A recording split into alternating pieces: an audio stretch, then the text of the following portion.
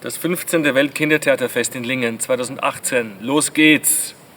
Wir erwarten Theater von Kindern für Kinder, internationale Gäste, Freunde aus der ganzen Welt. Und es gibt eine ganze Woche voller Leben, Erforschen und Planen. Sei dabei. The 15th World Festival of Children's Theatre is only 1 year away, and there will be theatre by children, for children. There will be many things to explore. There will be international guests and players, and a whole week full of creating and experiencing, so be there. Alors, le 15e Festival mondial du théâtre des enfants. Maintenant, c'est seulement une année et cet événement va être ici à Lingen. Il y aura des représentations théâtrales des enfants du monde entier.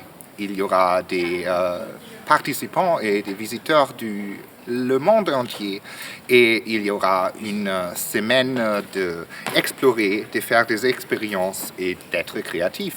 So, bewerbt euch, meldet euch an, geht mit uns in Kontakt. Kommt zum 15. Weltkindertheaterfest 2018.